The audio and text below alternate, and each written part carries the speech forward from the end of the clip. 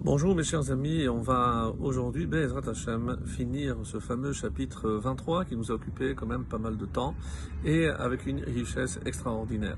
Donc nous étions arrivés hier précisément à la façon dont le vin peut détourner l'homme ou le faire perdre ses capacités, et on avait comparé ça à un serpent. En effet, au début, lorsqu'un serpent nous mord, on ne sent pas forcément la piqûre, la morsure, mais après le venin qu'il a réussi à inoculer va atteindre les parties vitales du corps, et là, évidemment, l'issue peut être fatale. Et c'est un petit peu comme cela. Donc ici, le roi Salomon prend le vin comme exemple de ce qui peut détourner l'homme de sa véritable fonction ici sur terre en désirant parfois des choses qui lui sont interdites. Et il faut comprendre que même si on ne voit pas une mauvaise conséquence immédiatement, c'est comme le venin. Et c'est sur ce point-là qu'on s'était arrêté, en rappelant que le mal agit souvent comme le venin d'un serpent.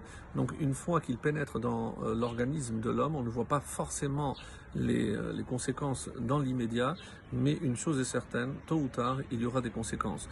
Et dans les versets qui vont suivre et qui vont constituer la clôture, donc la conclusion de ce chapitre, on nous dit également que ce qui est à craindre véritablement, c'est une forme d'hallucination lorsque je perds le contact avec la réalité.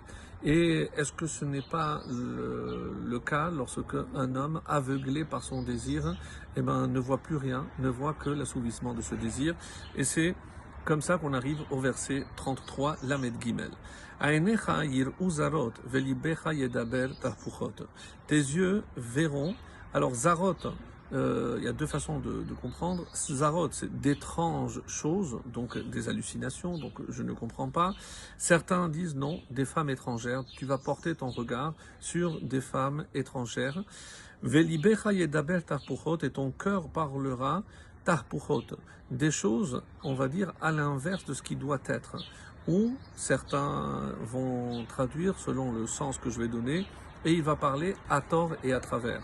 Lorsque on ne contrôle plus la parole, le débit de notre parole, certainement, on va dire des choses qu'on n'aurait pas dû prononcer.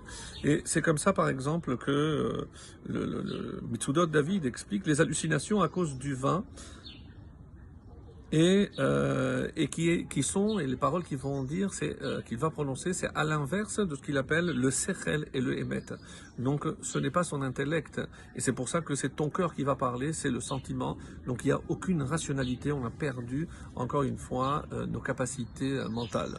Et Malbim ainsi que Rashi nous dit, tes yeux brûleront et tu chercheras des femmes faciles pour t'adonner à la débauche. Et donc ça va, d'après le premier, si je donne au premier sens, Zarot, des femmes étrangères, autre évidemment que la tienne. Pourquoi? Parce que dans la folie de ce désir, tu vas faire exactement l'inverse de ce que tu aurais dû faire. La Medalet 34, Vehayita keshochev bel yam, tu seras comme couché au cœur de la mer, littéralement, Urshochev berosh chibel, et comme couché à la pointe de la barre, c'est-à-dire sur un bateau. Et comme ça explique par exemple le Ride, tu seras comme sur un bateau ballotté par des eaux tumultueuses. Et quelle est la finalité de cette métaphore? Parce que finalement, quand tu es dans un bateau livré aux intempéries et à la force de la nature de la mer, tu ne contrôles plus rien.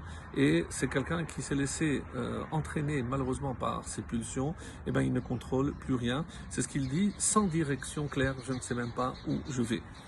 Et le dernier verset de ce chapitre, Lamedhe 35, Hikuni bal chaliti, on m'a frappé, mais je n'ai pas eu mal.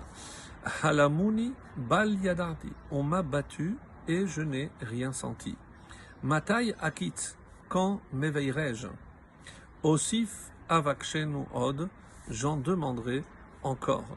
Alors, est-ce que ça se termine sur une bonne note ou une mauvaise note?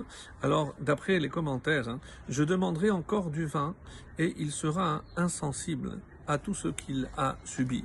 On dit que des fois la mémoire peut nous jouer des tours et c'est un petit peu, j'imagine, ce que ressentent ceux qui sont addicts.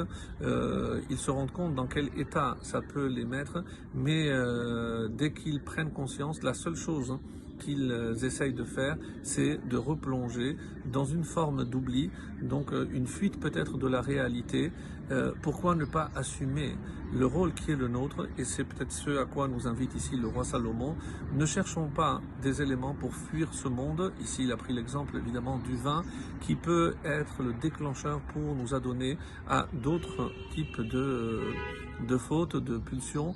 Eh ben, gardons le contrôle, parce que c'est tellement important ce qu'on a à réaliser sur Terre, et il faut, encore une fois, garder toutes ses capacités pour être, et ce que Hachem attend de nous, Eved Hachem, un véritable serviteur. Excellente journée à tous.